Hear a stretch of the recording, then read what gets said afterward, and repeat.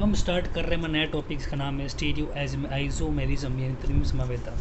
तो इसमें आपको ये पता होना चाहिए कि जो हमारे वो कंपाउंड होते हैं जिनका आणविक व संरचनात्मक सूत्र क्या हो समान हो, यानी मॉलिकुलर और स्ट्रक्चर फॉर्म तो क्या हो सेम हो, लेकिन उनका जो स्पेशल अरेंजमेंट है, अंतरिक्षीय विन्यास है वे क्या है भिन्न भिन्न हो, डिफरेंट हो। तो इसे हम क्या बोलते हैं, स्टीरियो आइसोमेरिज्म बोलते हैं, त्रिविम समवेता बोलते हैं। सबसे पहले हम वर्ड देखने को मिलता है जिसे हम कहते हैं प्रकाशिक समवेता यानी ऑप्टिकल आइसोमेरिज्म। तो इसमें हम क्या होता है, हम कुछ ऐसे यौगिक लेते हैं, कंपाउंड लेते हैं जिन पर हम समतल ध्रुवित प्रकाश यानी प्लेन फ्लोरेसेंट लाइट गिराने पर वापस हम उसको डिटेक्ट करते हैं पोलरीमीटर में, तो हम ये देखते हैं कि जो उनका जो एंगल था जिसमें लाइट इंसिडेंट की गई थी, आपतित की गई थी, उसमें हमें कुछ डिफ्लेक्शन मिलता है। और वो अगर यदि क्लॉकवाइज है तो उसको हम डी बोलते हैं, डेक्स्ट्रोडेटरी बोलते हैं, दक्षिण घूर्णक बोलते हैं। यदि लेफ्ट एंटी क्लॉकवाइज में मूव करता है उसको लाइट को, तो हम उसको हम बोलते हैं लीवो रोटेटरी यानी वाम घूर्णक बोलते हैं। तो लेकिन इसके लिए हमारे पास सबसे पहली कंडीशन ये आती है कि जो हम कंपाउंड ले रहे हैं उसके अंदर कीरिल कार्बन हो। तो कीरिल कार्बन का मतलब ये होता है कि ऐसा कार्बन जिसकी चारों से जुड़ता है, चारों वैलेंसी अलग अलग एलिमेंट से, अलग अलग ग्रुप से ऑक्यूपाई हो। यानी यदि आप कार्बन लेते हैं तो कार्बन की जो चारों वैलेंसी हो उसमें कोई भी सिमिलर कंपाउंड नहीं आना चाहिए। यदि यहाँ एच है तो यहाँ Cl, यहाँ Br तो OH, चारों ही क्या हो, डिफरेंट हो। अगर चार में से कोई दो सेम हो जाते तो वो अकीरिल बन जाता है, अकायरल कंपाउंड कहलाता है।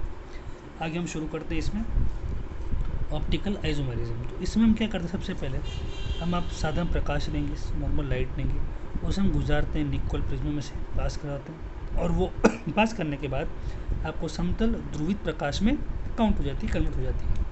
अब जब ये लाइट आप किसी कंपाउंड पे गिराते हो और कंपाउंड के गिरने के बाद यदि उसका ट्रांसफॉर्मेशन हो, उसका क्लॉकवाइज या एंटी क्लॉकवाइज में घूर्णन हो, रोटेशन हो, तब ऐसे कंपाउंड को हम क्या बोलते हैं, ऑप्टिकल कंपाउंड। और ऐसी समवेता को क्या बोलते हैं, प्रकाशिक समवेता कहते हैं, ऑप्टिकल आइसोमेरिज्म कहते हैं। तो अब देखिए, जैसे हमको बताया कि अगर क्लॉकवाइज घूमती हो तो उसको हम डेक्स्ट्रोडेटरी बोलते हैं, डी बोलते हैं। एंटी क्लॉकवाइज घूमती हो, वाम विपरीत दिशा में घूमती हो तो वाम घूर्णक बोलते हैं, यूटी बोलते हैं। डी को जो यहाँ डेक्स्ट्रोडेटरी को हम डी शो करते हैं, इसको हम एल शो करते हैं, यूटी को। डी को हम छोटा प्लस लिखते हैं या फिर माइनस भी लिखते हैं। अब आगे तो ये देखिए, ये आपके सामने एक अपार्टस बनाया गया है कि हम कैसे इसको यूज़ करते हैं। सबसे पहले हमारा स्रोत है, सोर्स से लाइट निकल रही है, तो ये जब करते हैं निकल प्रिज्म में, तो ये क्या हो जाती है, ध्रुवित यानी पोलराइज हो जाती है। फिर हमारा जो यहाँ पर कंपाउंड होगा, इस कंपाउंड में गिरेगी, गिरने के बाद एक विश्लेषक है, डिटेक्टर है, वो उसे काउंट करता है और ये लेंस थ्रू पार होकर यहाँ पर दिखाई जाती है। तो इस मेथड को पता अप्लाई करने के लिए हम ये कॉन्फ़िगरेशन पैटर्न का यूज़ करते हैं। आगे हम पढ़ेंगे, नेक्स्ट टॉपिक है हमारा कॉजेज ऑफ ऑप्टिकल एक्टिविटी। मतलब कि हम किन कारणों से ये ध्रुवम घूर्णकता देखते हैं, किन कारणों से ऑप्टिकल फाउंड होती है। तो इसमें पहला पॉइंट क्या है आपका कि एसिमेट्रिक और कीरिल कार्बन। मतलब यदि जो आपका कार्बन है उसकी चारों वैलेंसी अलग अलग है तो उस पर हम उसको सी को टोन करते हैं, C*, इसे हम कहते हैं कीरिल कार्बन। और इसका जब हम मिरर इमेज लेते हैं, दर्पण लेते हैं, प्रतिबिंब में मिलेगा कि सी तो बीच में रहेगा, ऊपर वाला पार्ट ए और सी भी सी रहेगा, लेकिन यहाँ पर बी और डी वो क्या हो जाते हैं, इंटरचेंज हो जाते हैं। तो हमारा ये फर्स्ट पार्ट है, ये हमारा सेकंड पार्ट है। अब शुरू करते हैं हम आगे।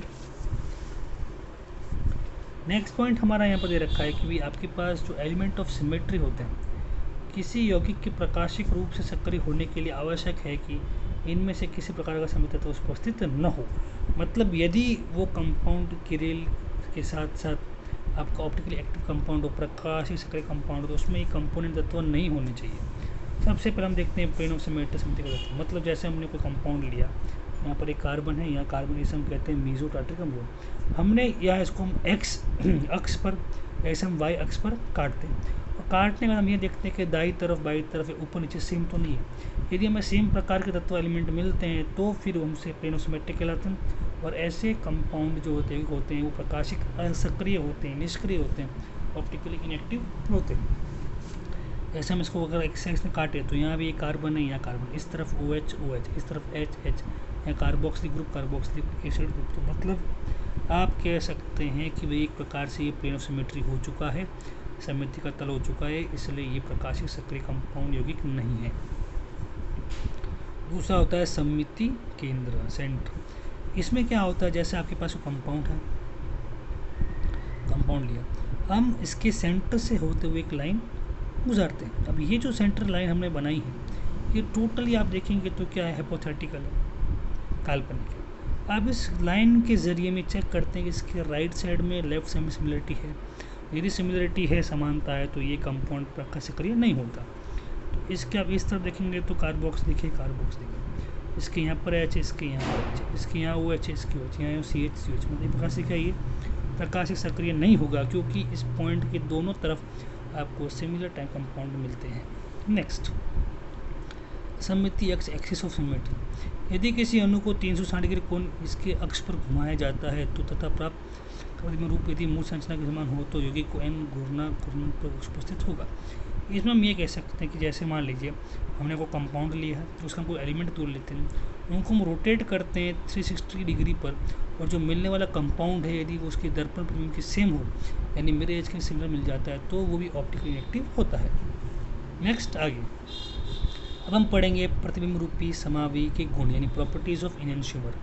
प्रतिबिंब रूपी कैसे कहते हैं, जैसे मान लीजिए दो कंपाउंड हमने लिए, पहला दूसरा, आप देख रहे हैं दोनों के यहाँ पर कैसे किरिल कार्बन है, ये ऊपर कार्बोक्सिलिक मिथाइल ग्रुप तो सिमिलर रहेंगे, यहाँ से एच OH को चेंज हो जाएगा क्योंकि ये दर्पण प्रतिबिंब बनाया गया है। इसे गुण देखते हैं, इनके भौतिक रासायनिक गुण क्या होते हैं, समान होते हैं, मतलब फिजिकल और केमिकल प्रॉपर्टी क्या होगी, सिमिलर होगी। सेकंड, ये समतल ध्रुवित प्रकाश को समान रूप से क्या देखेंगे जो आप इसको, ये समतल ध्रुवित प्रकाश को समान रूप से परंतु दिशा में घुमाते हैं, मतलब इनमें से कोई एक कंपाउंड ऐसा होगा जो लाइट को डी रूप में घुमाएगा, दूसरा का घुमाएगा एल फॉर्म में घुमाएगा, यानी डी एंड एक्सट्रोडेटरी, डी प्लस बोलते हैं, लिबरेटरी यानी एल माइनस डी यानी दक्षिण घूर्णक कह सकते हैं, और एल यानी वाम घूर्णक कह सकते हैं। हम शुरू करते हैं आगे। अब दोनों प्रतिबिंब रूपी समावयव में एक समान मात्रा मिश्रण को ऐसे मिश्रण कहते हैं। बड़ी अच्छी बात है इसमें, यदि आपने डी और एल फॉर्म सिमिलर अमाउंट में लिया है, समान मात्रा में लिया है, 50-50% लिया है, तो बनने वाला कंपाउंड यौगिक हमारा रेसिमी मिक्सचर या रेसिमी मिश्रण कहलाता है। आगे बढ़ते हैं, इसके बाद हम नेक्स्ट हमारा टॉपिक है। अब यदि मान लीजिए आपके पास ऐसा कंपाउंड है जिसके अंदर आपको दो किरल पदार्थ मिलते हो, जैसे अगर हम इसकी कार्बन की बात करें तो ये पूरा कंपाउंड अलग है, ये अलग है, ये अलग है, ये अलग है। जब इसकी बात करते हो तो ये कंपाउंड अलग है, ये अलग है, ये अलग है, ये अलग है। तो यानी इस किरल कार्बन को भी अपन किरल काउंट करते हैं, इसे हम किरल काउंट करते हैं। तो ये हमारे पास ऐसा यौगिक हो गया जिसके पास आप देखेंगे तो कितने मतलब दो टाइप के आपको कंपाउंड मिलते हैं। अब शुरू करते हैं आगे। ऐसे कंपाउंड की बात करें तो आप इसमें ये देखिएगा कि भैया अगर आप इसमें एक एक्स एक्सिस तल निकालते हैं, ठीक है, या यहाँ पर तो वो अलग अलग दिशा में थे, यदि हम सेम लेते हैं तो सेम लेने पर आपको पता है वापस क्या चीज़ जाएगी, आपको मिल जाएगा मेजो टार्टरिक एसिड, और इसमें जितना क्लॉकवाइज डायरेक्शन ये घुमाता है उतना ही एंटी क्लॉकवाइज ये घुमाता है, जितना प्लस होगा उतना ही माइनस होगा, तो कुल कितना हो जाएगा, 0। सेम चीज़ यहाँ की यहाँ हो जाती है, लेकिन यहाँ पर क्या चीज़ है कि यहाँ OH इस तरफ है, यहाँ OH इस तरफ। यदि आप यहाँ पर समित्र लेते हो तो भी आपको सिमिलर नहीं मिलेगा। तो ये जो फर्स्ट और सेकंड है ये हमारे ऑप्टिकली एक्टिव कंपाउंड है, प्रकाशीय सक्रिय कंपाउंड, जबकि ये क्या है, ऑप्टिकली एक्टिव कंपाउंड कहलाते हैं। ठीक, हम अब इसके बाद हम आगे देखते हैं हमारा नेक्स्ट पॉइंट।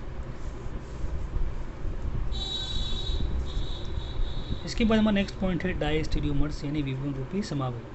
ये समावयव जिनमें दो असमान किरल केंद्र उपस्थित होते हैं, मतलब आपका जो दोनों कार्बन है दोनों कैसे हैं किरल, देखिए यहाँ पर HCH3OH पूरा अलग कंपाउंड, इसके लिए HOH पूरा अलग कंपाउंड, दोनों कंपाउंड कैसे हैं आपके लिए किरल कार्बन का कंपाउंड रोल प्ले करते हैं कार्बन के लिए।